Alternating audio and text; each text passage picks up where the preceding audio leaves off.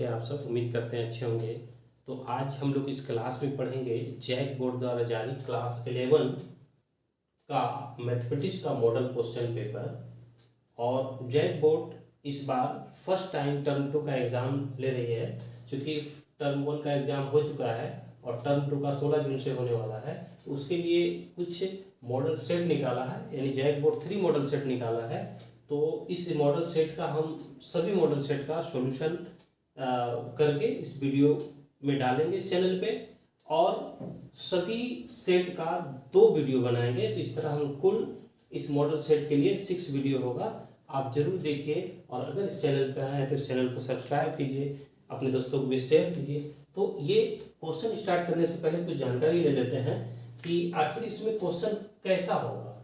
तो इसमें क्वेश्चन जो है सेक्शन ए होगा, सेक्शन बी होगा और सेक्शन सी होगा। ठीक, सेक्शन होगा जिसमें कि फर्स्ट सेक्शन में 1 to 7 क्वेश्चन होगा, और इसमें होगा 8 to 14 को होगा, और इसमें होगा 15 to 19 तक क्वेश्चन होगा। इसमें कुल जो है क्वेश्चन हो जाएगा 7 क्वेश्चन, इसमें भी 7 क्वेश्चन, और इसमें होगा 5 क्वेश्चन, जिसमें से आपको फर्स्ट में 5 क्वेश्चन का आंसर देना है, और ईच क्वेश्चन 2 मार्क्स का होगा, यानी टोटल मार्क्स हो जाएगा इसमें 10। इस जो है इसमें भी 5 क्वेश्चन का आंसर देना है, ईच क्वेश्चन 3 मार्क्स का होगा, ये हो जाएगा 15 मार्क्स। ठीक है, और ये मेरा होगा 3 क्वेश्चन का आंसर देना है इसमें, और ईच क्वेश्चन 5 मार्क्स का होगा, ये 15, टोटल जो है मेरा 40 मार्क्स का क्वेश्चन होगा। ठीक है, तो इस तरह आपको क्वेश्चन डिवाइड करना। तो चलिए स्टार्ट करते हैं। तो मॉडल सेट 1 का सेक्शन ए, हम लोग डिटेल्स इसका सॉल्यूशन समझेंगे। ठीक है, तो देखिए फर्स्ट क्वेश्चन क्या कहता है कि फाइंड द, इफ एक इक्वेशन है, if 1 upon factorial 6 plus 1 upon factorial 7 equal to x upon factorial 8। इसमें कहता है x का वैल्यू निकालना है। ठीक है, तो x का वैल्यू कैसे आप निकालोगे? तो आप देखो कि x से वैल्यू निकालने के लिए क्या करते हैं, सबसे पहले फैक्टोरियल का के बारे में जानते हैं कि फैक्टोरियल है क्या। अगर ये देखिए फैक्टोरियल आप जानते हैं, फैक्टोरियल n के बारे में, तो n लिखते हैं, इससे एक छोटा लिखते हैं n-1 हो जाएगा, फिर इससे छोटा n-2 हो जाएगा, फिर इससे छोटा n-3 होगा। इस तरह ये चलते जाता है, और तब तक चलता है जब तक कि 1 नहीं आ जाए। तो अगर हम फिक्स 6 फैक्टोरियल को अगर हम लोग इस नियम से करेंगे तो ये 6 हो जाएगा, एक कम 5 इंटू एक कम 4, एक कम 3, एक कम 2, इस तरह करके 1 तक जाता है। तो 7 में करेंगे तो 7 से स्टार्ट होगा, 8 में करेंगे तो 8 से स्टार्ट होगा। तो इसी फॉर्मूला से इस फैक्टोरियल को हम लोग सॉल्व करते हैं, और इससे x का वैल्यू फाइंड करते हैं। 1/7 इंटू फैक्टोरियल 6 डाल देते हैं। क्यों डालें? क्योंकि ये दोनों एलसीएम में कॉमन रहेगा। तो चलिए इसको रख कर लिए। अब आप देखो x upon 8 into 7 into factorial 6। तो जब इसका एलसीएम आप लोगे बच्चों, तो ये हो जाएगा 7 इंटू फैक्टोरियल 6, और ये हो जाएगा 7 + 1, और इधर हो जाएगा x upon 8 into 7 into factorial 6। तो ये देखिए फैक्टोरियल 6 फैक्टोरियल कैंसिल, 7 भी आपका कैंसिल, बचता है कितना 8/1, इधर x अपॉन 8। जब x का वैल्यू क्रॉस मल्टीप्लिकेशन निकालेंगे तो ये मेरा हो जाएगा कितना x इक्वल टू, और इधर हो जाएगा 8 इंटू 8 यानी 64, x का वैल्यू 64, यही आंसर हो जाएगा। सेकेंड क्वेश्चन क्या कहता है बच्चों, आप इसको नोट करते जाइए। सेकेंड क्वेश्चन बहुत ईजी है। ठीक है, चलिए इसको रख कर लेते हैं, आप नोट कर लिए। ये तो फर्स्ट का हो गया। ठीक है, चलिए अब सेकंड के देखते हैं, फिर हम लोग इसको रख करके, है ना। चलिए इसको रख करते हैं, नोट करते जाइए। जो है 2 नंबर कहता है, सॉल्यूशन लेते हैं। 2 नंबर कहता है कि if any term of the sequence, है ना, गिवन nth टर्म, ये दिया हुआ है, क्या दिया हुआ है, an इक्वल टू 4n-3, और कहता है find the value of find term A17 and A24, यानी 17 टर्म और 24 टर्म निकालना है, 17 टर्म और 24। तो इसमें क्या करते हैं, पुट n इक्वल टू 17। तो देखिए जैसे n के प्लेस पे 17 रखते हैं तो इधर भी रखना होगा 4 इंटू 17 माइनस 3। इसको सॉल्व करेंगे 68 माइनस 3 और ये फाइनल आंसर हो जाता है 65। फिर कहते हैं पुट n इक्वल टू 24, तो a 24 आ गया n के प्लेस पे और ये हो गया equal to 4 into 24 minus 3, 96 minus 3, तो ये मेरा हो गया 93। ये भी आंसर हो गया और ये सॉरी ये मेरा 17 टर्म हो गया, 8 17 और यही दोनों फाइंड करना था। थर्ड में क्या है बच्चों, थर्ड देखिए इसको आप नोट कर लीजिए, रब करते हैं। थर्ड में कहता है find the slope of the line passing through the point. चलिए अच्छी बात है, थर्ड कहता है इसको रब कर देते हैं। थर्ड क्वेश्चन कहता है कि find the slope of the line passing through the point. देखिए इसको ऐसे समझते हैं कि कोई पॉइंट है ए और दूसरा पॉइंट है बी। अगर x1 y1 इसका पॉइंट है और इसका x2 y2 इसका पॉइंट है, तो slope of line A B is A B equal to होता है y2 minus y1 upon x2 minus x1, है ना। इसका हिंदी अगर लिखना चाहेंगे बच्चों तो लिखेंगे ए बी रेखा का ढाल। ठीक है, अब इसको देखते हुए देखिए कि आपका जो प्रॉब्लम है वो क्या करता है कि the slope of line which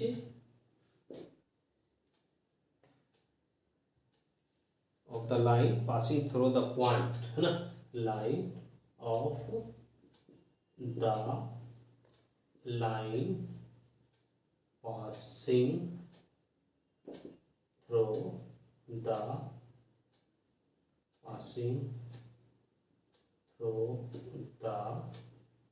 points, कौन सा पॉइंट्स है 3 माइनस 2 एंड -1 -1 और 4। ठीक है, तो कहता है कि हिंदी इसका लिखते हैं कि रेखा 3 -2 तथा -1 4 से पास करने वाली रेखा का ढाल। आप हिंदी वाले हिंदी लिख सकते हैं, इसको ब्रैकेट में मिल देते हैं। तो ये मेरा कितना होता है बच्चों, जस्ट इसका ये मेरा हो गया x1 y1, ये हो गया x2 y2। तो ये मेरा जस्ट अगर फॉर्मूला पे बैठाते हैं तो इसको ऐसा करते हैं कि y2 ले लेते हैं 4, y2 minus y1 upon x2 minus x1, यानी ये y2 कितना हो गया आपका 4 हो गया और ये -2 हो गया अपॉन, फिर ये हो गया x2 हो गया -1 और ये हो गया -3, ये हो गया 4 + 2 अपॉन -4 यानी 6 अपॉन -4। तो ये मेरा हो जाता है 3/2, बट ये मेरा हो जाएगा किसमें, माइनस में। ठीक है, चलिए थर्ड हो गया। फोर्थ क्वेश्चन देखते हैं हम लोग। फोर्थ क्या कहता है बच्चों, फोर्थ में कहता है find A point on the x axis. चलिए अच्छी बात है। फोर्थ क्वेश्चन जो है वो क्या कहता है, इसको रब कर देते हैं, आप नोट कर लीजिए। बेसिक कंसेप्ट क्लियर करते हैं ताकि आपको किसी तरह का प्रॉब्लम नहीं हो।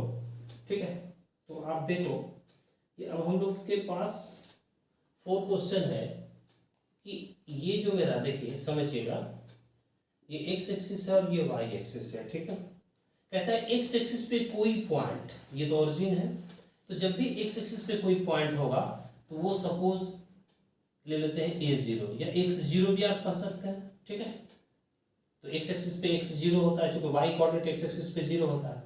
इसमें दो पॉइंट है कि एक्स अक्ष पर एक बिंदु ज्ञात कीजिए, यानी एक्स अक्ष का ये पॉइंट हो गया, इसको आपको फाइंड करना है। जबकि इसमें कहता है कि आपका जो एक पॉइंट है 3, 4 और दूसरा पॉइंट है 7, शायद 3, 4 और 7, 6, ठीक है।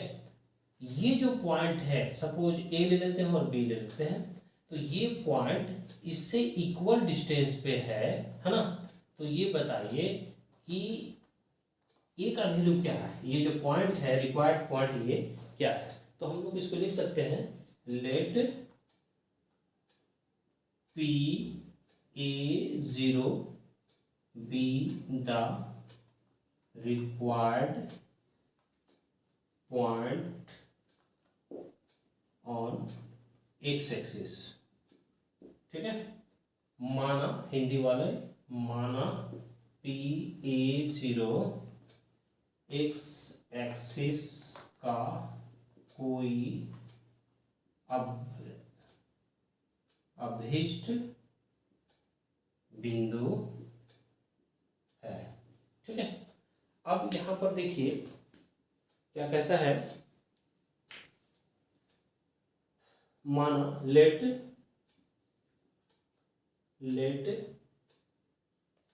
पॉइंट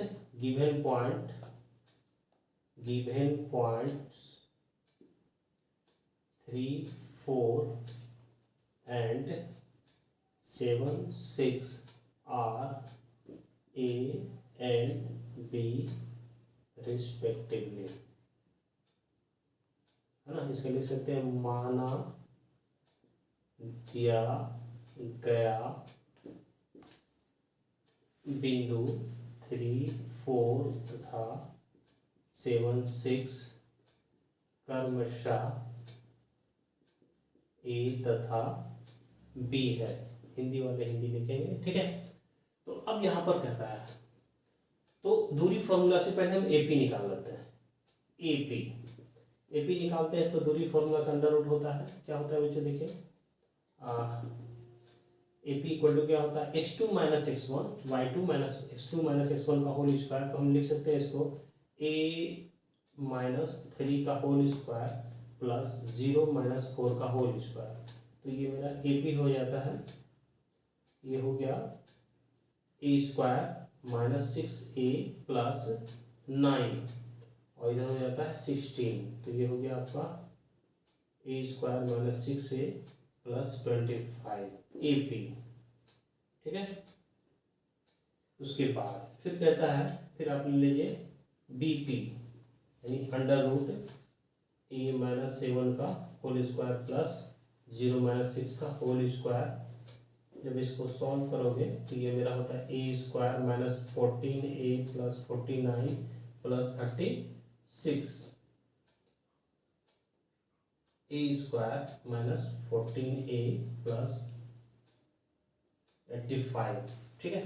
ये एपी निकल गया, बीपी निकल गया। अब ये देखिए कहता है बाय क्वेश्चन, थोड़ा सा प्रॉब्लम है, लॉन्ग है ये, चलिए रब कर देते हैं इसको।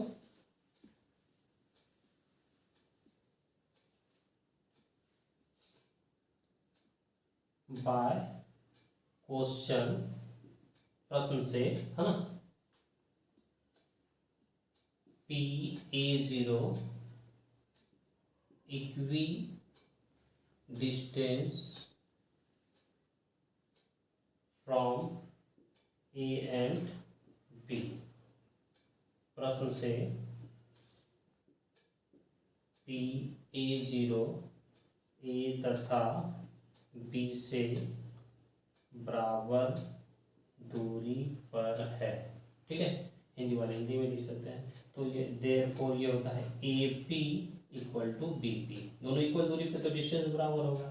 अब स्क्वायरिंग बोथ साइड, दोनों तरफ वर्क करने पर, ठीक है। पहले लिख ही लेते हैं, ये कितना आता है देखिए, तो ए पी हो गया ए स्क्वायर माइनस 6a प्लस 25, इधर हो गया आपका a square minus 14a plus 85, squaring both side, दोनों तरफ वर्क कर दीजिए। जब वर्क करिएगा तो ये रूट कैंसिल हो जाएगा, ए स्क्वायर माइनस 6a प्लस 25, इधर हो गया ए स्क्वायर माइनस 14a प्लस 85। तो देखिए ए स्क्वायर कैंसिल, ये हो गया माइनस 6a 14 ए को इधर लाएगा प्लस 14 ए हो गया, इधर हो गया 85 माइनस 25, ये मेरा हो गया 8 ए, ठीक है, और इधर हो गया 60, ठीक है। तो नोट कर लिए हैं बच्चों, इसको हम रब करते हैं। तो ए का वैल्यू क्या हो जाता है, देयरफॉर ए इक्वल टू 60/8, ये हो जाता है 15/2।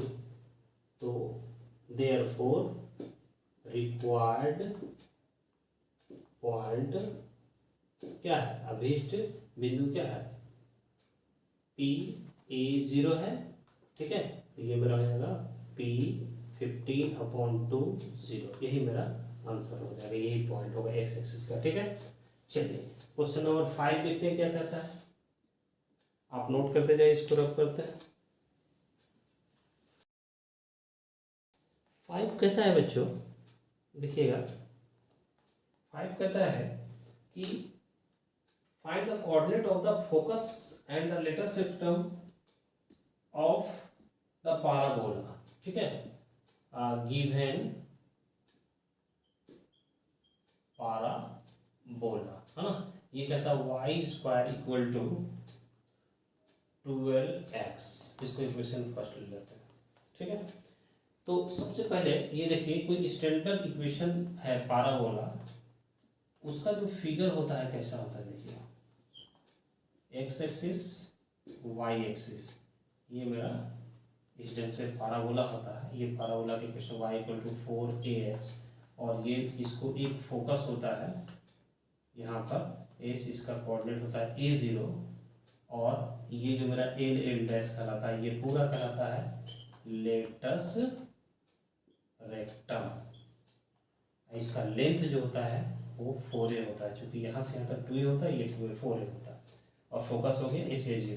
तो अगर हम इससे a फाइंड कर लें तो मेरा काम हो जाता है। तो चलिए देखिए, ये जो इक्वेशन फर्स्ट है, therefore one equation imply Y square equal to 12x, तो वाई स्क्वायर इक्वल टू हम लिख सकते हैं 4 × 3x लिख सकते हैं, ठीक है।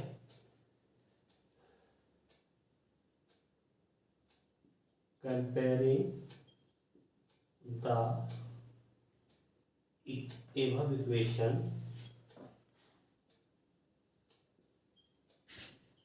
Of Y square equal to 4ax, है ना। तो इसका हिंदी अगर लिखना है तो समीकरण वाई स्क्वायर 4ax से ऊपर वाले समीकरण को कंपेयर करने पर, ठीक है, लिख सकते हैं, ये हिंदी हो गया। तो जैसे इससे कंपेयर करेंगे, देखिए 4 तो 4 है, x x है, वाई स्क्वायर वाई, तो a इक्वल टू क्या हो जाएगा, देयरफॉर a इक्वल टू 3 हो जाएगा। तो इसका जो नाभि होगा, फोकस जो होगा, इसको कहते हैं नाभि, पाराबोला का नाभि, ये होता है a0, यानी आंसर हो जाएगा 30, ठीक है। और लेटस रेक्टम हिंदी होता है नाभि लंब, इसका फॉर्मूला होता है 4a, ये हो गया 4 × 3, 4 × 3, तो ये कितना हो जाता है 2, एक 12 हो गया, ये 30, ये इसका नाभि हो गया, ये इसका नाभि लंब हो गया। चलिए क्वेश्चन नंबर 6 देखते हैं क्या कहता है बच्चों। चलिए 6 है, इसको नोट कर लीजिए। 6 क्वेश्चन क्या कहता है, 6 नंबर क्वेश्चन कहता है, देखिएगा कि name the octant in which point 1 2 3 and -4 -2 -3, ये दो पॉइंट है ना। देखिएगा गिवन पॉइंट ले लेते हैं, है ना। पॉइंट्स कितना कितना है, दिया गया बिंदु है 1 2 3 एंड दूसरा पॉइंट है -4 -2 और -3। ये कहता है कि किस ऑक्टेंट पे लाइज करता है। सबसे पहले जो है हम ऑक्टेंट का डिस्कस करते हैं, ठीक है। तो ऑक्टेंट का डिस्कस करने के लिए देखिए, पहले हम लोग लेते हैं 2D लेते हैं, X axis, Y axis, X dash और वाई डैश। इसको हम लोग जानते हैं फर्स्ट क्वाड्रेंट कहते हैं, इसको सेकेंड क्वाड्रेंट कहते हैं, इसको थर्ड क्वाड्रेंट कहते हैं और इसको फोर्थ क्वाड्रेंट कहते हैं। ठीक है बच्चों। और इसमें जो भी कोई भी एक्स वाई का जो साइन होता है वो प्लस प्लस होता है, इसमें माइनस प्लस होता है, इसमें माइनस माइनस होता है और इसमें प्लस माइनस होता है। तो उसी तरह अब यहाँ पर देखिए, चूंकि X axis Y axis Z axis 3 point है तो एक्स वाई जेड का वैल्यू है। तो आप देखो कि ये जो मेरा है एक्स एक्सिस, वाई एक्सिस और जेड एक्सिस है ना, तो ये जो एक्स एक्सिस है इसका एक्स डैश भी इधर होगा, एक्स डैश, इसका वाई डैश भी होगा इधर, इसका जेड डैश भी होगा। तो ये जो पार्ट है, ये एक्स एक्सिस वाई एक्सिस जो जेड है, ये पूरे स्पेस को 8 भाग में बांटता है और ये 8 भाग कहलाता है ऑक्टेंट। ठीक है। तो देखिए हम लोग ऑक्टेंट कोऑर्डिनेट, ठीक है, और ये लेते हैं एक्स वाई जेड। देखिएगा ये आप समझ जाइएगा तो आप साइन आसानी से देख सकते हैं हम लोग क्या होता है। तो देखिए ये होता है फर्स्ट ऑक्टेंट, ये होता है सेकेंड, ये होता है थर्ड, ये होता है फोर्थ, ये होता है फिफ्थ, ये होता है सिक्स्थ, ये होता है 7 और ये होता है 8। देखिए बहुत आसान है लिखने का तरीका। एक्स जो होता है एक्स कोऑर्डिनेट फर्स्ट में प्लस होता है, उसके माइनस माइनस, फिर प्लस प्लस, फिर माइनस माइनस प्लस, उसके बाद ये होता है मेरा plus plus minus minus plus plus minus minus, और ये होता है 4 देते plus plus plus minus minus minus. तो देखो कि ये जो मेरा, देखिए अब ये गिवन पॉइंट जो है, अब इसको लिख देते हैं हम लोग। तो ये रफ यूज है, आप इसको समझ गए कि क्या चीज है ना। तो अब देखो कि the points the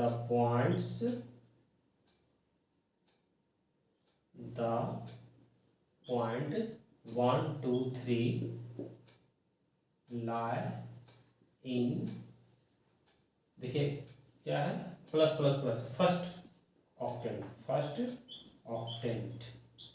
end point -4 -2 -3 lie in 7 octant. क्यों, देखिए यहाँ पर माइनस माइनस माइनस है। इसी तरह आप साइन से बहुत आसान है इसको लिखना। ये अगर समझ गए तो ये इस टाइप का क्वेश्चन आएगा, कोई भी ऑक्टेंट रहेगा। अगर ये मान लीजिए यहाँ पर माइनस रहता, प्लस प्लस रहता, तो यहाँ पर माइनस, देखिए एक्स माइनस प्लस प्लस, ये सेकंड ऑक्टेंट में आ जाता। तो लिखने का तरीका क्या है कि प्लस से स्टार्ट करते हैं, माइनस माइनस देते हैं, फिर प्लस प्लस, फिर माइनस, फिर प्लस, इसके बाद ये 2 प्लस 2 माइनस 2 प्लस 2 माइनस, उसके बाद 4 प्लस 4 माइनस। ये सबसे आसान तरीका याद रखने का। चलिए नेक्स्ट क्वेश्चन 7 देखते हैं हम लोग बच्चों। 7 क्या कहता है, ऑक्टेंट के बारे में समझ गए, एक छोटा सा सवाल था, मेन था इसको समझना। ठीक है, तो चलिए रख करते हैं। क्वेश्चन क्या कहता है, देखो कहता है एक सिक्के को बार बार उछाला जाता है। ठीक है, ए कॉइन इज टॉस्टेड रिपीटेडली, है ना, repeatedly until a head comes up. What is the sample space for this experiment? कहता है एक सिक्के को बार बार तब तक उछाला जाता है कि जब तक कि उस पर चित ना आ जाए, यानी हेड नहीं आ जाए। तो चलिए इसका सॉल्यूशन देखिए, बहुत आसान है। समझ लीजिए कि आपने एक कॉइन को उछाला तो हेड आ गया तो बहुत अच्छी बात है, बट अगर यहाँ पे टेल आ जाए तो क्या करोगे, फिर इसको उछालोगे, फिर इसको उछाले तो यहाँ पर हेड आया तो बहुत अच्छी बात, बट अगर टेल आ जाए तो क्या करोगे, फिर इसको उछालोगे, है ना। फिर अगर हेड आया तो अच्छी बात, फिर अगर टेल आया तो फिर इसको उछालोगे, ये चलता जाएगा। ठीक है, हेड टेल, फिर इधर से आएगा हेड टेल। तो ये जो सिंपल स्पेस होता है, बहुत आसान है कि एक कॉइन को बार बार हम लोग उछाल रहे हैं, तो अगर हेड इसका डिमांड है तो हेड आता है तो बहुत अच्छी बात है, बट टेल आता है तो इसको रिपीट करेंगे, फिर इसको उछालेंगे हेड पाने के लिए, लेकिन गलती से अगर फिर टेल आ जाए तो फिर उछालेंगे, इस तरह कंटिन्यू चलता जाएगा। तो इसका जो सैंपल स्पेस जो होगा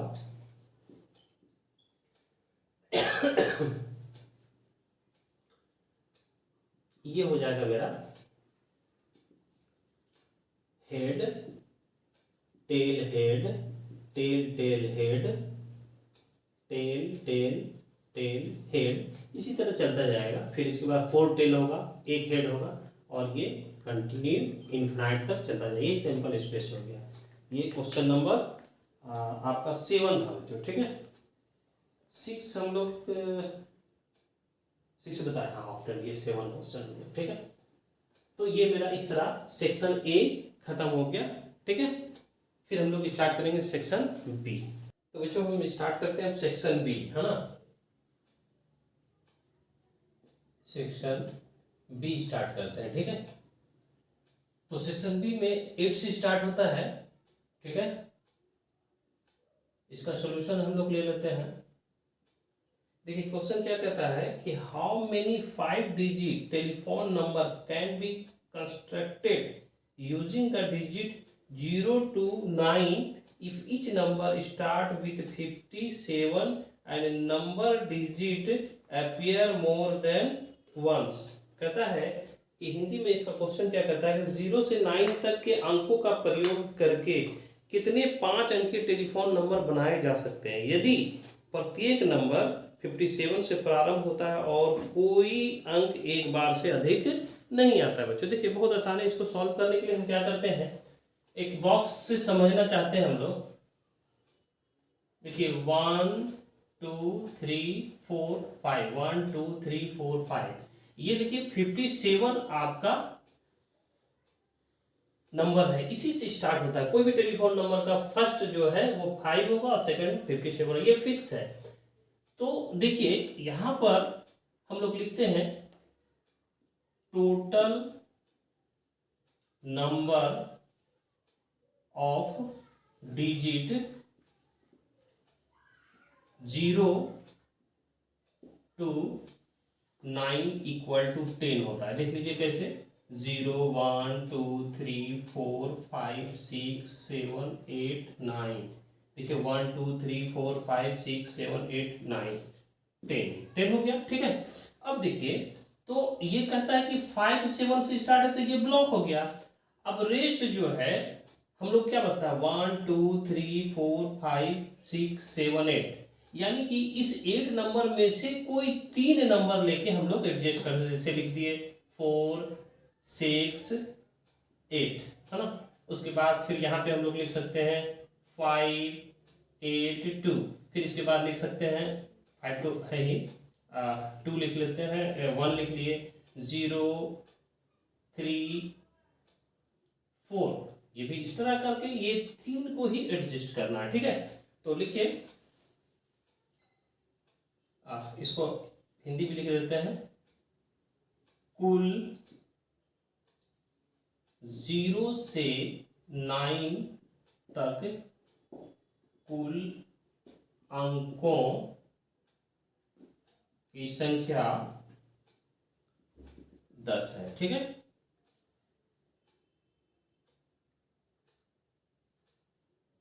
द नंबर ऑफ, इसको कर सकते हैं 5 digit telephone number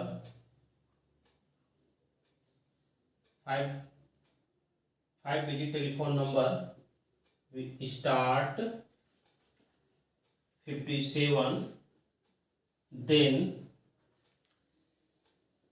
3 digit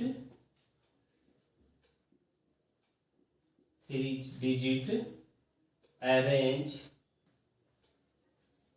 out of 8 digit, ठीक है। इसको लिख सकते हैं कि 5 अंकीय टेलीफोन नंबर जो 57 से प्रारंभ होता है तो तीन अंक को 3 अंकों को बचे 8 अंकों से सजाया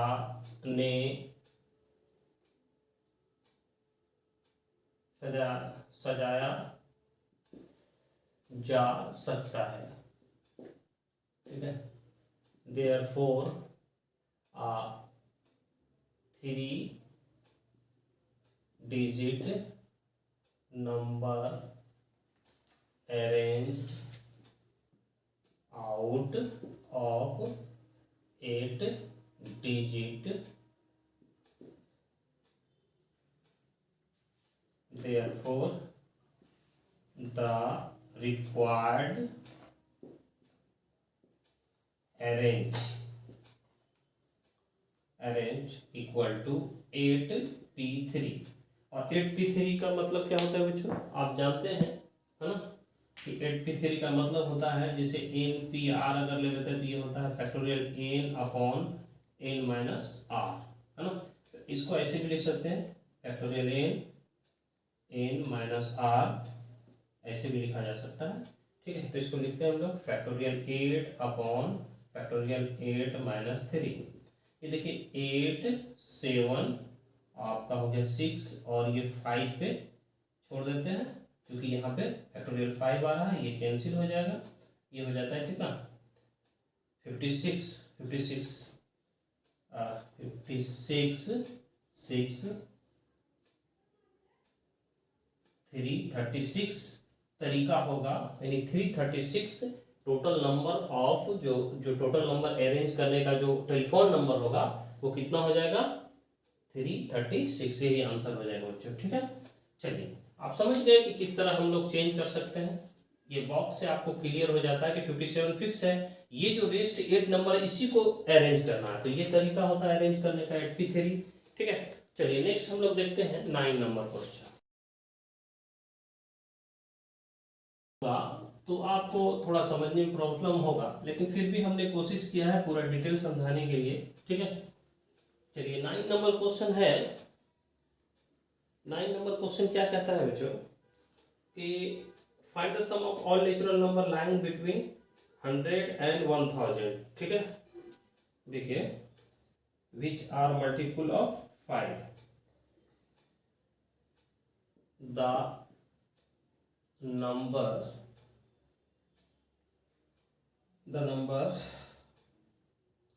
numbers lying between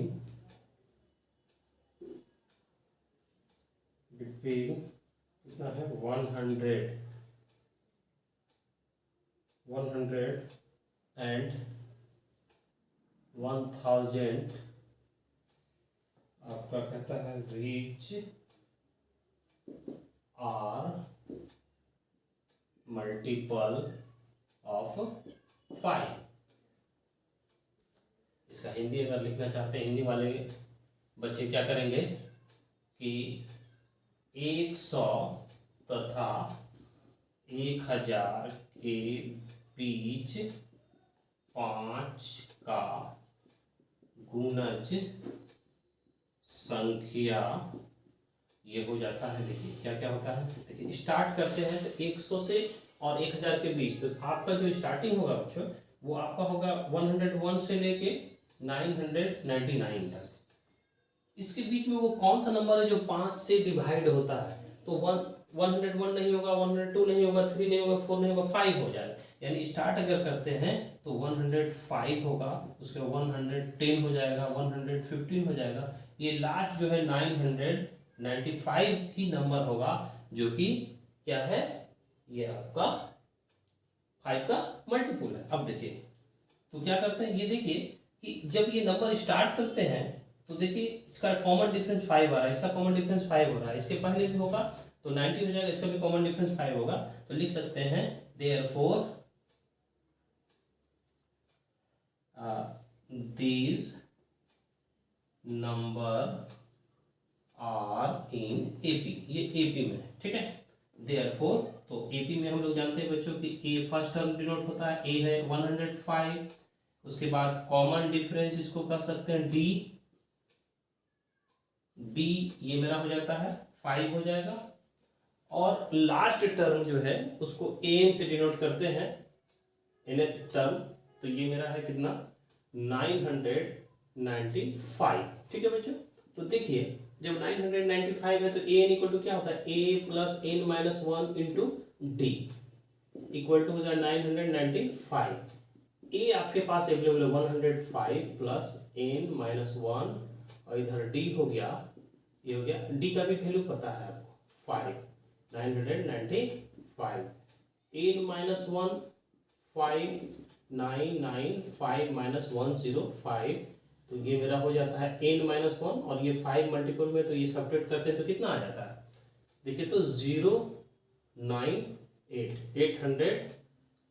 890 हो गया, और ये 5 से डिवाइड करते हैं तो मेरा कितना हो जाता है n माइनस 1 इक्वल टू, काटिएगा तो ये हो जाएगा 17 और 8, तो n इक्वल टू हो जाएगा 178 प्लस 179। देखिए अब ये सवाल उठता है कि सर हमने n क्यों निकाला, ये बात होता है कि n आपने क्यों निकाला, क्योंकि ये तो पता है कि अगर हम बारी बारी से लिखेंगे 15 के बाद 120 लिखना हो, 120 के बाद 125, 130, इस तरह करते करते हम कितना लिखेंगे कि टाइम कि इसके बीच नंबर ऑफ टर्म कितना है पता नहीं, इसीलिए n निकालिए, तो ये नंबर ऑफ टर्म होता है, ठीक है, इसमें कुल कितना पद है। तो जब पद पता चल गया कि हमको जो है 179 पद है और इसी का सम निकालना है, जोड़ना है, तो सम जो है हम लोग एसएन से डिनोट करते हैं बच्चों, इसको रख करते हैं, नोट कर लिए होंगे उम्मीद है। तो जब एसएन से डिनोट करते हैं तो देखिए एसएन इक्वल टू होता है sum of natural number which is divisible by 5, ये मेरा होता है n अपॉन 2 और first term plus last term, ये भी लिख सकते हैं, एक फॉर्मूला ये होता है n/2 2a plus n minus 1 into D. तो n का वैल्यू 179 है, अपॉन 2 हो गया, और इधर a हो गया 105, n आपका कितना निकला है 995, इसको रद्द कर लेते हैं बच्चों, क्लियर कंसेप्ट होना चाहिए, है ना। तो ये हो गया 179 अपॉन 2, और ये मेरा हो जाता है इंटू 8 करेंगे तो 1100, और 2 से कटेगा तो 550 होगा, ठीक है 550 होगा। चलिए तो ये जो मेरा है, अगर इसको 550 को 179 यानी आपका फाइनली आया 550, तो मल्टीप्लाई करके देखते हैं बच्चों हम लोग, 179 5 45 4 39 9 3 5 3 8, और फिर इसी को रिपीट कर देते हैं 5 9 8, चूँकि 5 बेस मतलब 5 14 का 4 और 18 का 8, ये 9, तो इसको लिख सकते हैं, चूँकि एक जीरो छोड़े हैं तो एक जीरो यहाँ बढ़ जाएगा, हाँ, तो हो जाएगा 98450, यही आंसर हो जाएगा। ये टोटल 5 का मल्टीपल का जो सम होगा वो इतना हो जाएगा। चलिए नेक्स्ट क्वेश्चन हम लोग 10 देखते हैं बच्चों क्या है, ठीक है, इसको रद्द कर लेते हैं, नोट करते जाइए। 10 हम लोग आते हैं, 10 में क्या कहता है, बहुत आसान सा प्रॉब्लम है 10 कि line through the point -2 6 and 8 4 8 is perpendicular to the line through the point 8 12 x 24, ठीक है। तो हम लोग क्या करते हैं, लिखते हैं कि let slope of line passes through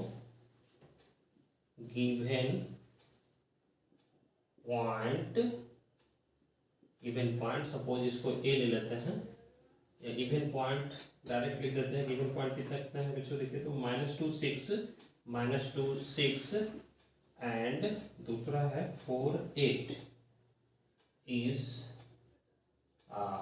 M1, ठीक है, इसको लिख सकते हैं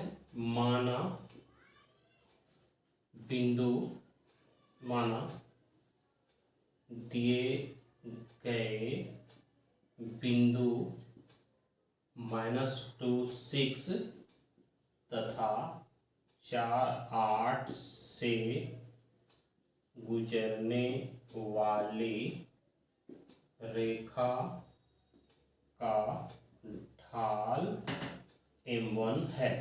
ठीक है, तो ये मेरा हिंदी हो गया। तो m1 इक्वल टू क्या होता है? m1 इक्वल टू फॉर्मूला होता है y2 minus y1 upon x2 minus x1। अगर आप इसको y2 मानते हैं तो ये लिख सकते हैं 8, है ना, और 8 माइनस 6 अपॉन, इसको आप लिख सकते हैं 4 माइनस 2, 4 माइनस 2। ठीक है बच्चों, 8 माइनस 6, 4 माइनस 2, तो ये मेरा हो जाता है 8 माइनस 6 यानी 2 हो गया, ये माइनस प्लस 6 हो गया, 1/3 हो गया। ठीक है, ये आप निकालिए 1/3। अब देखिए फिर कहता है, फिर हम लोग मानते हैं दूसरा, लेट स्लोप, सेम चीज लिखना है, slope of line passes through given points। Given points कौन कौन सा पॉइंट है बच्चों, इसको भी हम लोग देख लेते हैं। ये है 8 12 and x24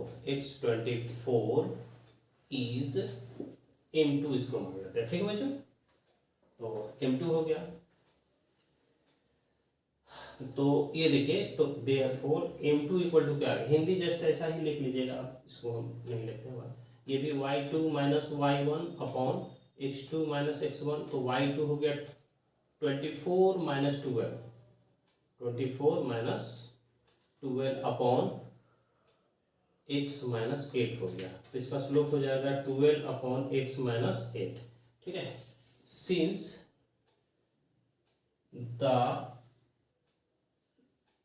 the lines passes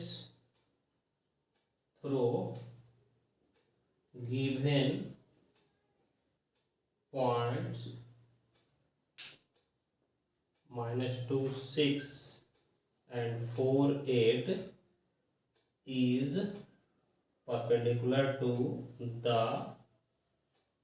line through the given point। आपका हो जाता है 8 12 एंड x 24, है ना। तो ये दोनों परपेंडिकुलर है, लिख सकते हैं कि बिंदु इतना से पास करने वाला लाइन, ये कहते हैं अकॉर्डिंग टू क्वेश्चन, प्रश्न है कर सकते हैं हम लोग। ठीक है, बाय क्वेश्चन द लाइन, प्रश्न से, है ना। इसको रब कर लेते हैं। चलिए, इसका हिंदी लिखने के लिए रब करना पड़ेगा, बहुत आसान है। ठीक है, प्रश्न से बिंदु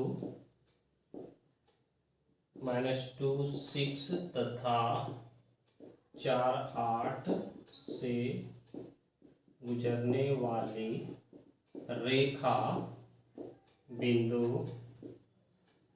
8 12 तथा x 24 से गुजरने वाली रेखा पर लंब है। हिंदी बच्चे हिंदी से लिखेंगे। ठीक है, ये आपका उसी का हिंदी हो गया। तो आप देखो, चूंकि हिंदी इंग्लिश में बनाना एक मेरे साथ प्रॉब्लम है बच्चों, इसलिए कि हिंदी के बच्चे बार बार कमेंट करते हैं कि हिंदी का सर बनाइए, हिंदी का बनाइए, इसलिए साथ साथ हम बना लेते हैं। ठीक है, और अगर वीडियो अच्छा लग रहा है आप भी कमेंट कीजिए, ताकि उस कमेंट को देखें हम, और उससे खुशी मिलती है कि बच्चे मेरे चैनल को देख रहे हैं, हाँ। और प्रॉब्लम अगर समझ में आता है तो वीडियो को लाइक कीजिए, शेयर कीजिए अपने दोस्तों के बीच। ठीक है। तो लंब है तो देखो दो लाइन कब लंब होता है, जब दोनों का ढाल का मल्टीपल -1 होता है। तो एक का ढाल 1/3 निकला और दूसरा का ढाल निकला 12/(x-8) और ये -1 है तो 3 से कैंसिल हो गया तो ये 4 हो गया।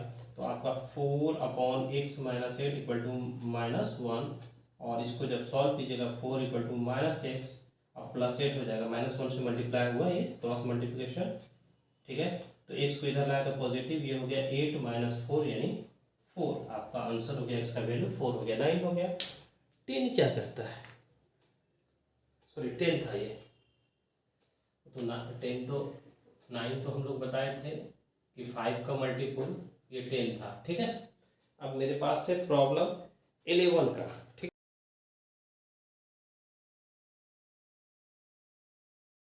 11 क्वेश्चन क्या कहता है, इसको देखिए। 11 कहता है बच्चों इक्वेशन ऑफ लाइन, पहले तो देख लेते हैं हम लोग। गिवन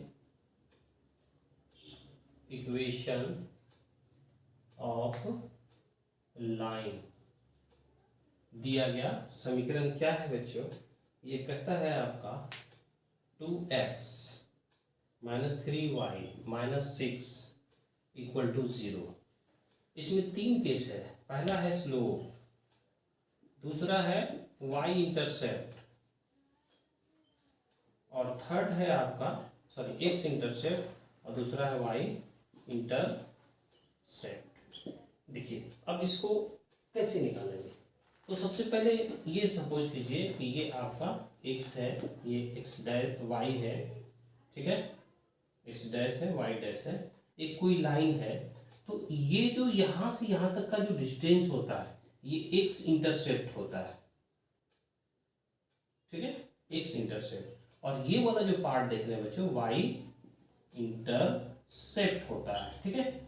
और ये जो कोई अगर पॉजिटिव दिशा के साइन के साथ एंगल बनाता है तो इसका जो स्लोप होता है इसको m कहते हैं, है ना। और ये tan थीटा होता है, अगर थीटा बनाता है, अगर पॉइंट रहे तो वही फॉर्मूला लग जाता है, फिर tan थीटा इक्वल टू या slope equal to y2 - y1। अगर ये दोनों पॉइंट रहेगा तो y2 - y1 अपन x2 - y, ये प्रोसेस है, ठीक है। तो चलिए ये देखते हैं हम लोग क्या क्या निकालना है ना। तो स्लोप के लिए आते हैं। फर्स्ट स्लोप, इसको हिंदी में कहते हैं ढाल। ढाल क्या होता है बच्चों, ये देते हैं minus coefficient of x upon coefficient of y, यानी आप लिख सकते हैं इसको x का गुणांक, ठीक है, x का गुणांक y का गुणज, ठीक है, ये आप लिख सकते हैं, ठीक है। हिंदी लिखिए, हो गया, दोनों में से कोई एक लिखना है। तो x का गुणज कितना है आप देखो तो 2 है, तो ये माइनस साइन हो गया, ये हो गया 2। y का गुणज कितना है -3, ठीक है बच्चों। तो ये जो -3 है और माइनस माइनस क्या हो जाएगा, प्लस हो जाएगा, स्लोप हो जाएगा 2/3। दूसरा होता है, दूसरा कहता है x इंटरसेप्ट, है ना, इसका हिंदी लिखेंगे x अंतःखंड। ये होता है मेरा माइनस कांस्टेंट टर्म, है ना, नियतांक पद भी कर सकते हैं हम लोग, है ना, नियतांक और कोएफिशिएंट ऑफ x, ठीक है। इन चीजों ऊपर लिखे दी, ये नियतांक का नंबर हो गया और ये x का गुणज हो गया। तो x ये मेरा कितना है बच्चों, देखिए -6 और ये कितना x का गुणज आपका कितना है 2, तो माइनस माइनस प्लस, तो 6/2 यानी 3 हो जाएगा, ठीक है। आप देखिए अब थर्ड क्या कहता है, थर्ड के लिए हम लोग इसको रब करते हैं बच्चों।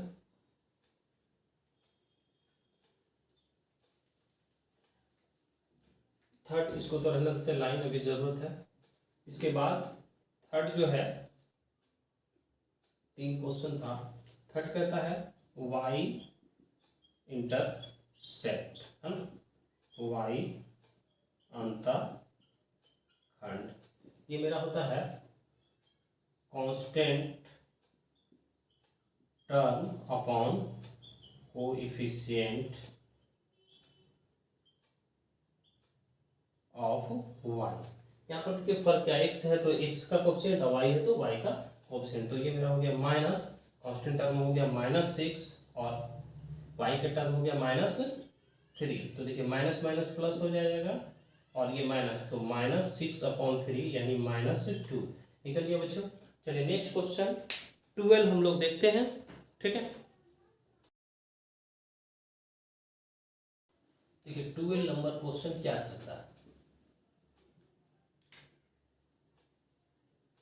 12 कहता है बच्चों कि find the equation of ellipse whose vertices are given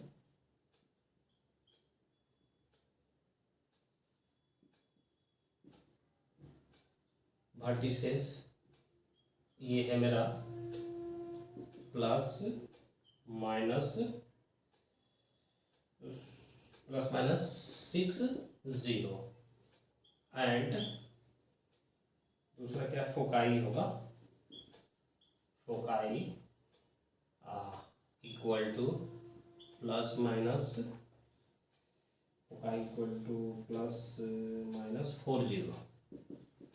ये मेरा दो ऑप्शन है। तो कहता है find the equation of ellipse. तो इलिप्स की जानकारी सबसे पहले ले लेते हैं बच्चों, फिर हम लोग देखते हैं। देखिए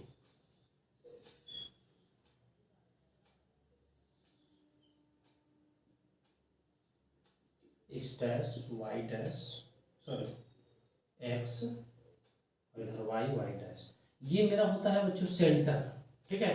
और इसको दो फोकाई होता है जिसको हम लोग एस डैश और एस से डिनोट करते हैं। ये मेरा होता है -C0, समझिएगा इसको। और ये जो मेरा होता है एस, ये होता है C0। क्योंकि एक देखिए आप y कोऑर्डिनेट 0 है तो x पर ही आएगा, ठीक है। और ये जो मेरा होता है वर्टिसेस, ये वर्टिसेस होता है -A0, इसको a डैश और इसको a कह सकते हैं, और ये होता है A0, यानी यहाँ से यहाँ तक का डिस्टेंस होता है a, ठीक है। और ये डिस्टेंस होता है c, और ये जो डिस्टेंस होता है इसको कहते हैं 0b, और नीचे होता है 0 to 0 - b। ये मेरा ये होता है। ये वाला जो पार्ट आप देख रहे हैं सॉरी, इसको कहते हैं मेजर एक्सिस, मेजर एक्सिस यानी कि दिग्राक्ष, हिंदी में दिग्र अक्ष। ये वाला जो पार्ट देख रहे हैं ये कहलाता है माइनर एक्सिस, और ये कहलाता है आपका लघु अक्ष। ये इलिप्स का सारा जानकारी, दो तरह का इलिप्स होता है, एक होता है हॉरिजॉन्टल क्षैतिज और दूसरा वर्टिकल। तो यहाँ पर ये जो इक्वेशन है, तो इसका जो इक्वेशन होता है x² / a² + y² / b² = 1, where a जो है वो b से बड़ा है। चलिए अच्छी बात है, इसको जानते हैं। तो लिखिए, लिखते हैं सिंस फोकाई एंड, इसको ऐसा लिख सकते हैं, since given foci and vertices are on the x axis, ठीक है, then ellipse x axis and major axis on x axis, then ellipse is horizontal ellipse।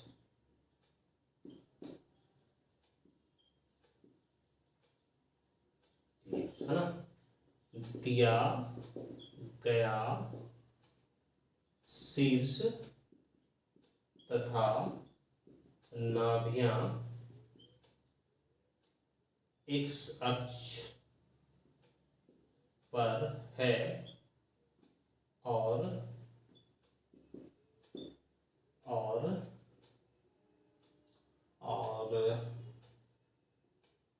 दीर्घ अक्ष एक्स अक्ष है, तो दीर्घ वृत्त का समीकरण वो हो जाएगा X square by A square plus Y square by B square, है ना, इक्वल टू 1। ठीक है, वेयर जहाँ पे सिंस अगर इससे हम कंपेयर करते हैं तो मेरा ए का वैल्यू हो जाता है 6 और होकी है सी, तो प्लस माइनस 4, तो सी का वैल्यू होता है 4। इसको नंबर 1 डालते हैं, ए अवेलेबल है, सी अवेलेबल, तो बी का वैल्यू निकालना है। बी का वैल्यू निकालने के लिए एक फॉर्मूला होता है, इसको रब कर लेते हैं बच्चों।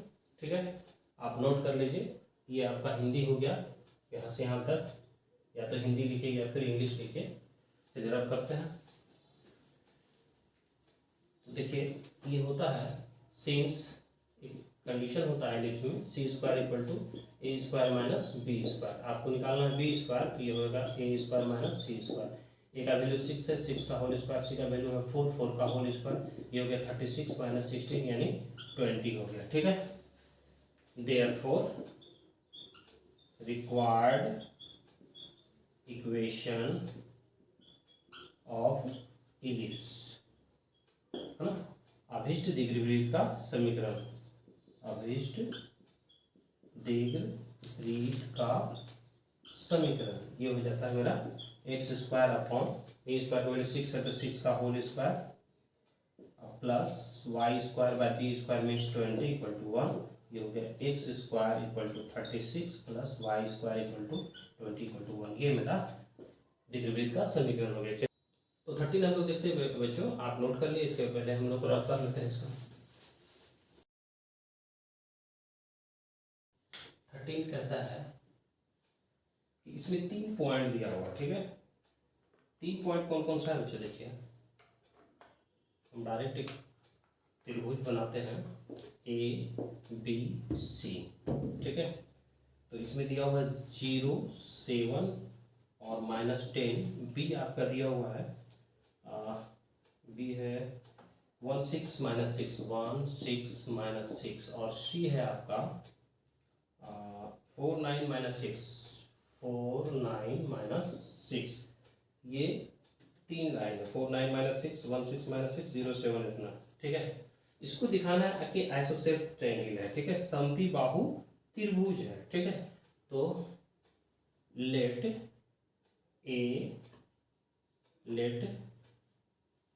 गिवन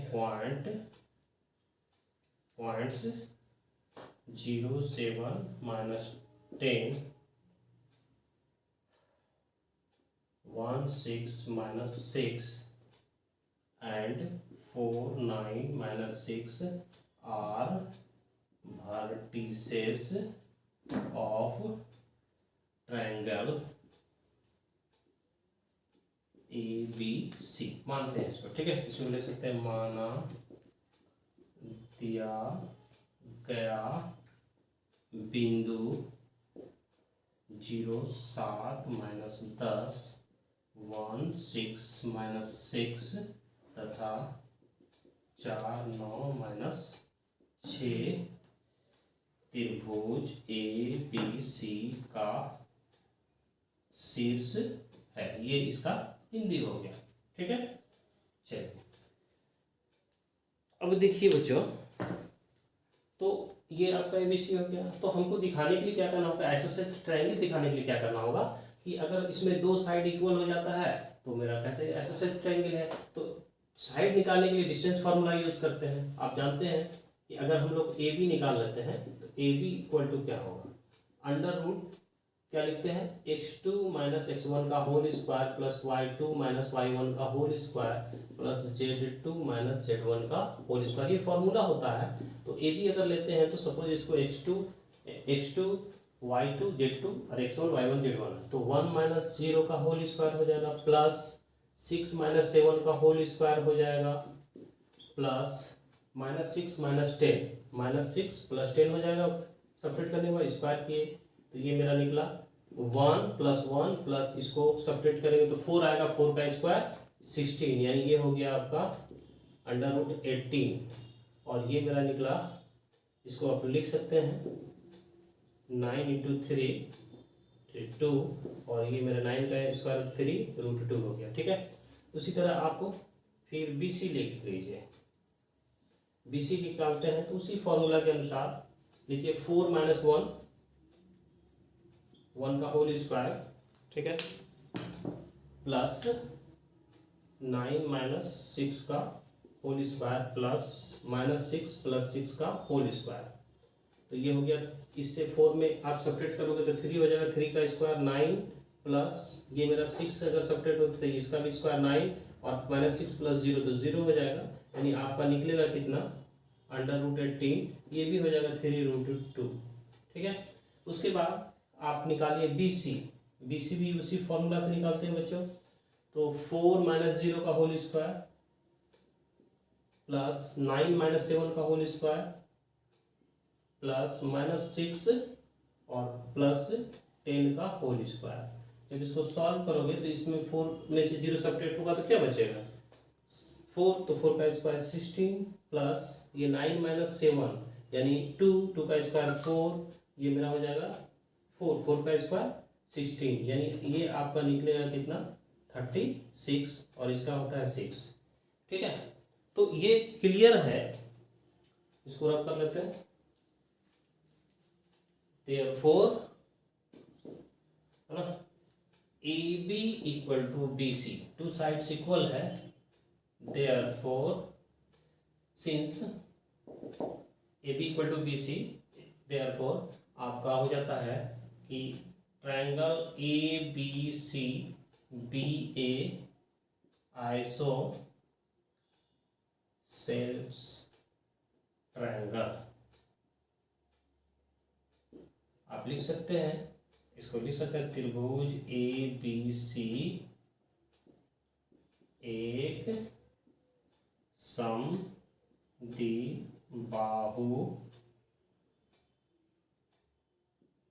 त्रिभुज है। तो देख लिए, चलिए 13 हो गया बच्चों। अब 14 हम लोग देखते हैं।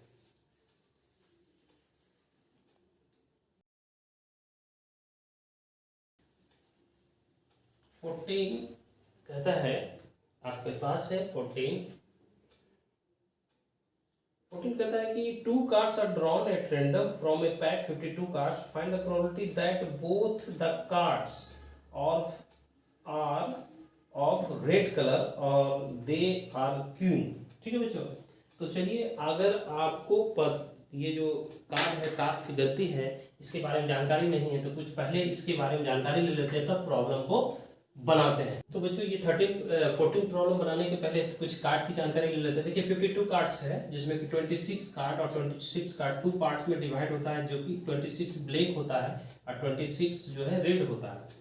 इस ब्लैक और रेड में यहाँ पे जो कार्ड ब्लैक होता है वो 13 कार्ड ब्लैक होता है, जिसको कहते हैं क्लब, हिंदी में चिड़ी कहते हैं। उसका चेहरे जो फिगर ऐसा होता है, उसका फिर ये 13 कार्ड होता है, ये भी ब्लैक होता है और इसको कहते हैं स्पेड्स हुकुम जिसको कहते हैं, इसका फिगर ऐसा होता है।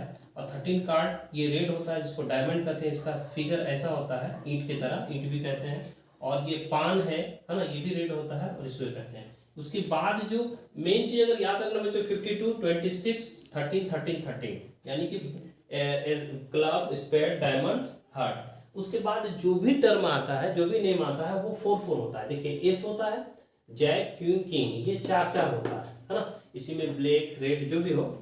तो इसमें देखिए कि फेस कार्ड, अब इसमें एक नया प्रॉब्लम अगर मिल जाए कि फेस कार्ड क्या होता है। फेस कार्ड में देखिए जिसमें जैक का ये चेहरा बना हुआ आदमी का, क्वीन भी आदमी ही है, किंग भी आदमी है, तो इस तरह इसको फेस कार्ड कहते हैं। ये 12 कार्ड होता है।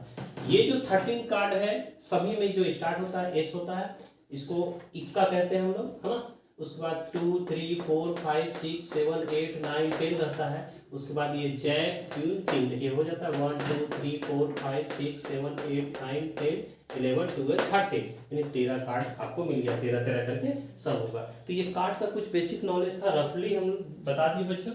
इसको आंसर में नहीं लिखेगा 14 का। अब प्रॉब्लम हम लोग बनाते हैं क्या चीज है, तो इसको रब करते हैं। ठीक है,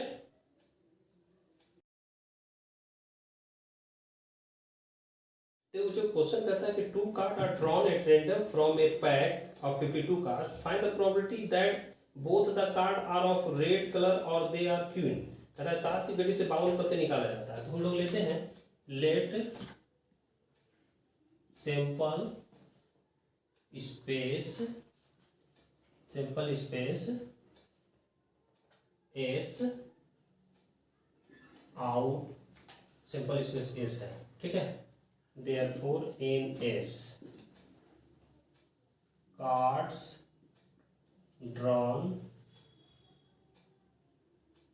2 कार्ड्स ड्रॉन, आप लिख सकते हैं इसको 2 cards drawn out of 52 cards, ये मेरा हो जाता है 52C2, ठीक है। तो 52 में से 2 को चुनना है, ठीक है। लेट ए इक्वल टू क्या कहता है, कौन कौन से कार्ड है बच्चों, देखिए 2 card are drawn are red, suppose मान लेते हैं 2 cards are drawn both are red and B equal to 2 cards are drawn both queen। ये कंसिडर द इवेंट कर सकते हैं, कंसिडर द इवेंट, ठीक है। 2 इवेंट लेने पर जिसमें क्या हो सकता है, इसका हिंदी ले सकते हैं कि दोनों कार्ड या दोनों पत्ता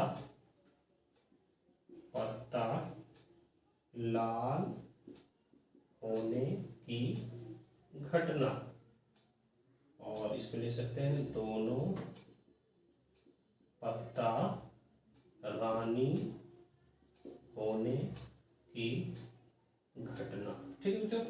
तो ये तो हम लोग लिख लिए। तो अब यहाँ पर देखिए कि Na क्या होगा, तो लाल पत्ता कितना होता है, लाल आप देखोगे उसमें 26 है, 26 में के तो निकालना है, 2 निकालना है, ठीक है। तो Nb कितना होता है, अब यहाँ पर देखिए क्यून कितना है, क्यून 4 है, तो 4C2 हो गया। अब आप Pa निकालिए, Pa में क्या होता है Na/Ns, तो Na मीन्स 26C2 और Ns मीन्स 52C2। तो आप जानते हैं ये फॉर्मूला आप पढ़ चुके हैं, NCR इक्वल टू होता है फैक्टोरियल N/R N-R। तो अगर ये फॉर्मूला लगाते हैं, इसको सॉल्व करते हैं, तो देखिए 26 हो जाएगा अपॉन 2 और 26 माइनस 2, नीचे आप डालोगे तो ये हो जाएगा 52 फैक्टोरियल 52 अपॉन 2 और 52 माइनस 2, तो ये 2 और 2 कैंसिल हो जाएगा, ऊपर बचेगा 26। 26 को हम लोग ब्रेक करते हैं तो ये होता है 26 इंटू 25 और ब्लॉक कर देते हैं 24 पे, चूंकि फैक्टोरियल 24 आपको मिल रहा है, कैंसिल हो जाएगा। नीचे आइए, इसको लिखते हैं 52 51 और इंटू ब्लॉक करते हैं 50 पे, ठीक है, क्योंकि आपको नीचे फैक्टोरियल 50 मिल रहा है, ये भी कैंसिल। तो चलिए इसको रब करते हैं, आप सारा चीज़ देखते जाइए एक एक चीज़ को, ठीक है। तो रब करते हैं तो कितना निकलता है बच्चों, ये आपका निकल जाएगा 26 अपॉन 26 इंटू 25 52 इंटू 51, ये 52 2 से कैंसिल, तो ये हो गया 25 अपॉन 102, ठीक है।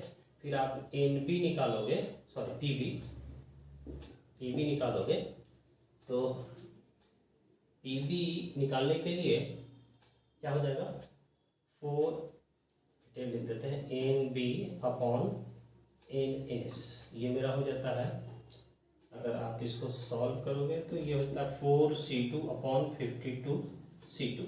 इसी तरह फैक्टोरियल 4 अपॉन 2 अपॉन 4 माइनस 2, और ये मेरा हो जाता है factorial 52 upon 2 factorial 52 minus 2।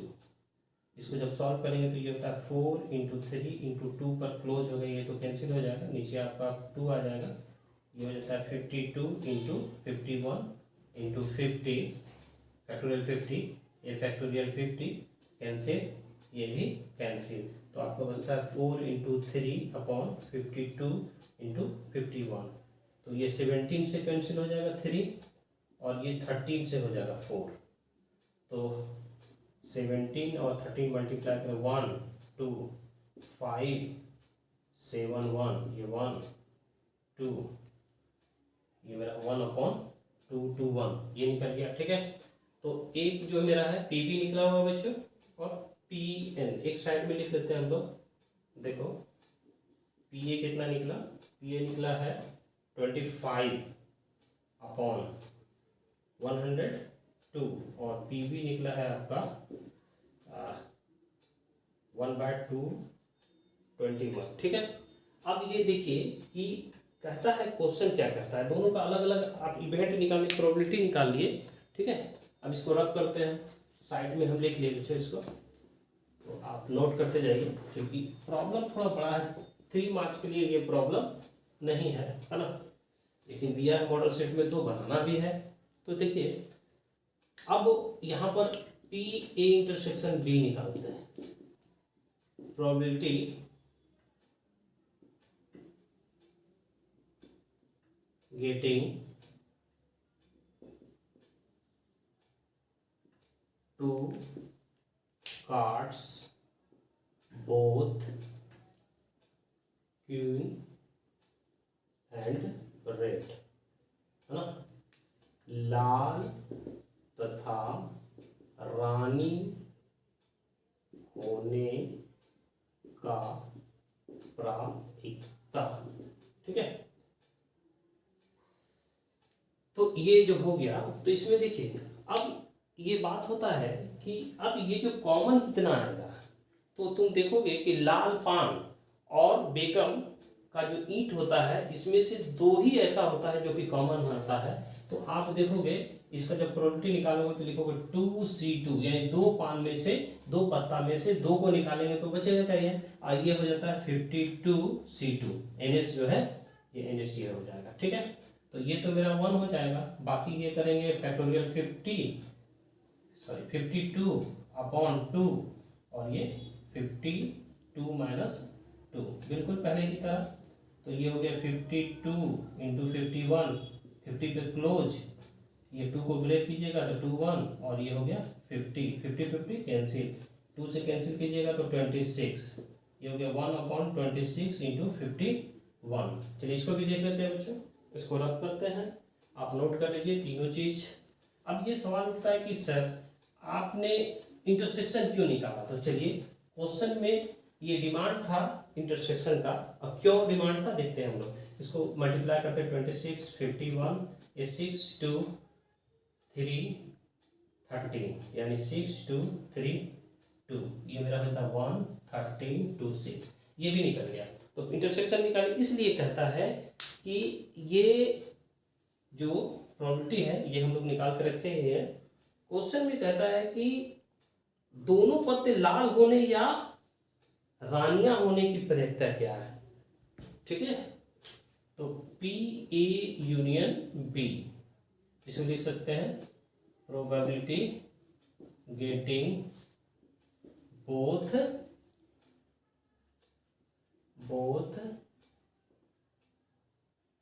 cards are red or queen, या लग जाएगा और हो गया, ठीक है। दोनों पत्ता लाल या रानियां दोनों पत्ता क्या चीज है, रानियां ही है ना, या रानियां होने का प्रायिकता, ये इसका हिंदी हो जाता है। तो ये जो मेरा होता है आप जानते हैं ये होता है P A plus P B minus P A intersection B, ये हो गया 25/102 प्लस 1/2 21 माइनस 1/1326, इसका एलसीएम हो जाएगा 1326, तो ये 30 टाइम होगा 25 इंटू 13 प्लस इससे इसको मल्टीप्लाई 6 टाइम जाएगा और ये 1 हो गया। तो टोटल जो है मेरा क्या होता है जो आंसर देखते हैं, इसको रब कर लेते हैं। चलिए ये हो जाता है 25 13 जाते हैं 35 प्लस 6 माइनस 1 अपॉन 1326। ये देखिए मेरा हो जाएगा आपका 330 अपॉन 1326।